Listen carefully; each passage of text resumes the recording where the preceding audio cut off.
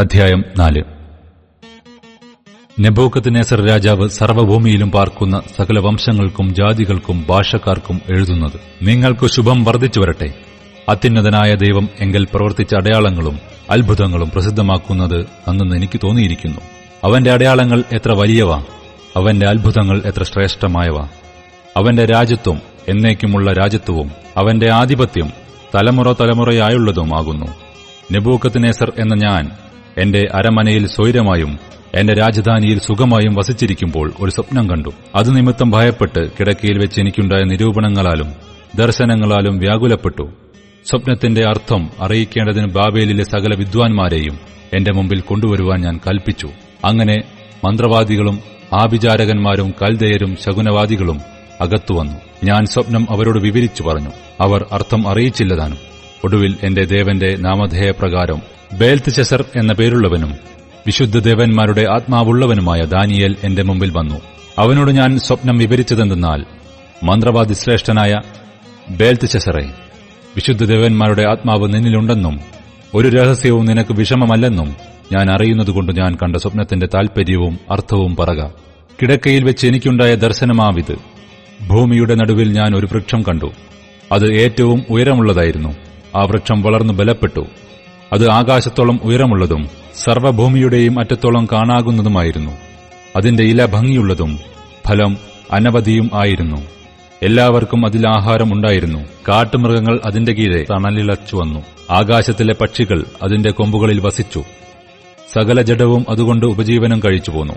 കിടക്കയിൽ വെച്ച് എനിക്കുണ്ടായ ദർശനത്തിൽ ഒരു ദൂതൻ, ഒരു പരിശുദ്ധൻ തന്നെ, സ്വർഗ്ഗത്തിൽ നിന്ന് ഇറങ്ങിവരുന്നത് ഞാൻ കണ്ടു. അവൻ ഉച്ചത്തിൽ വിളിച്ചു പറഞ്ഞത്: വൃക്ഷം വെട്ടിയിട്ട് അതിന്റെ കൊമ്പ് മുറിച്ച് ഇല കുടഞ്ഞ് കായ് ചിതറിച്ചു കളവിൻ. അതിന്റെ കീഴിൽ നിന്ന് മൃഗങ്ങളും കൊമ്പുകളിൽ നിന്ന് പക്ഷികളും പോയിക്കൊള്ളട്ടെ. അതിന്റെ തായ്വേരോ വയലിലെ ഇളമ്പുല്ലിൽ ഇരുമ്പും താമ്രവും കൊണ്ടുള്ള ബന്ധനത്തോടെ ഭൂമിയിൽ വെച്ചേക്കുവിൻ. അവൻ ആകാശത്തിലെ മഞ്ഞുകൊണ്ട് നനയട്ടെ. അവന് മൃഗങ്ങളോടുകൂടെ നിലത്തെ പുല്ല് ഉപജീവനമായിരിക്കട്ടെ. അവന്റെ മാനുഷ സ്വഭാവം മാറി മൃഗസ്വഭാവമായി തീരട്ടെ. അങ്ങനെ അവന് 7 കാലം കഴിയട്ടെ. അത്യുന്നതനായവൻ മനുഷ്യരുടെ രാജത്വത്തിന്മേൽ വാഴുകയും തനിക്ക് ബോധിച്ചവന് കൊടുക്കുകയും മനുഷ്യരിൽ അധമനായവനെ അതിന്മേൽ വാഴിക്കുകയും ചെയ്യുന്നു എന്നു ജീവനോടിരിക്കുന്നവർ അറിയേണ്ടതിന് ഈ വിധി ദൂതന്മാരുടെ നിർണയവും കാര്യം വിശുദ്ധന്മാരുടെ കൽപ്പനയുമാകുന്നു. നെബൂഖദ്നേസർ രാജാവായ ഞാൻ ഈ സ്വപ്നം കണ്ടു. എന്നാൽ ബേൽത്ശസ്സറേ, എന്റെ രാജ്യത്തിലെ വിദ്വാൻമാർക്ക് ആർക്കും അതിന്റെ അർത്ഥം അറിയിപ്പാൻ കഴിയായ്കകൊണ്ടു നീ അതിന്റെ അർത്ഥം അറിയിച്ചു തരേണം. വിശുദ്ധദേവന്മാരുടെ ആത്മാവ് നിന്നിൽ ഉള്ളതുകൊണ്ട് നീ അതിനു പ്രാപ്തനാകുന്നു. അപ്പോൾ ബേൽത്ശസ്സർ എന്നും പേരുള്ള ദാനിയേൽ കുറെ നേരത്തേക്ക് സ്തംഭിച്ചിരിക്കുന്നു. അവൻ വിചാരങ്ങളാൽ പരവശനായി. രാജാവ് അവനോട്: ബേൽത്ശസ്സറേ, സ്വപ്നവും അതിന്റെ അർത്ഥവും നിമിത്തം നീ പരവശനാകരുതേ എന്ന് കൽപ്പിച്ചു. ബേൽത്ശസ്സർ ഉത്തരം പറഞ്ഞത്: യജമാനനെ, സ്വപ്നം തിരുമനസ്സിലെ ശത്രുക്കൾക്കും അതിന്റെ അർത്ഥം തിരുമനസ്സിലെ വൈരികൾക്കും ഭവിക്കട്ടെ. വളർന്നു ബലപ്പെട്ടതും ആകാശത്തോളം ഉയരമുള്ളതും ഭൂമിയിൽ എല്ലായിടത്തുനിന്നും കാണാകുന്നതും ഭംഗിയുള്ള ഇലയും അനവധി ഫലവും എല്ലാവർക്കും ആഹാരവും ഉള്ളതും കീഴെ കാട്ടുമൃഗങ്ങൾ വസിച്ചതും കൊമ്പുകളിൽ ആകാശത്തിലെ പക്ഷികൾക്ക് പാർപ്പിടം ഉണ്ടായിരുന്നതുമായി കണ്ട വൃക്ഷം. രാജാവേ, വർദ്ധിച്ചു ബലവാനായി തീർന്നിരിക്കുന്ന തിരുമേനി തന്നെ, തിരുമനസ്സിലെ മഹത്വം വർദ്ധിച്ച ആകാശം വരെയും ആധിപത്യം ഭൂമിയുടെ അറുതി വരെയും എത്തിയിരിക്കുന്നു. ഒരു ദൂതൻ, ഒരു പരിശുദ്ധൻ തന്നെ സ്വർഗ്ഗത്തിൽ നിന്ന് ഇറങ്ങിവന്നു. വൃക്ഷത്തെ വെട്ടിയിട്ട് നശിപ്പിച്ചു കളവിൻ. എങ്കിലും അതിന്റെ തായ്വേർ വയലിലെ ഇളമ്പുല്ലിൽ ഇരുമ്പും താമ്രവും കൊണ്ടുള്ള ബന്ധനത്തോടുകൂടെ ഭൂമിയിൽ വെച്ചേക്കുവിൻ. അവൻ ആകാശത്തിലെ മഞ്ഞുകൊണ്ട് നനയട്ടെ. അവൻ 7 കാലം കഴിയുന്നതുവരെ അവന്റെ ഉപജീവനം കാട്ടുമൃഗങ്ങളോടുകൂടെ ആയിരിക്കട്ടെ എന്നിങ്ങനെ പറയുന്നത് രാജാവ് കണ്ടുവല്ലോ. രാജാവേ, അതിന്റെ അർത്ഥം ഇതാകുന്നു: എന്റെ യജമാനനായ രാജാവിന്മേൽ വരുന്ന അത്യുന്നതനായവന്റെ വിധി ഇതുതന്നെ. തിരുമേനിയെ മനുഷ്യരുടെ ഇടയിൽ നിന്ന് നീക്കിക്കളയും.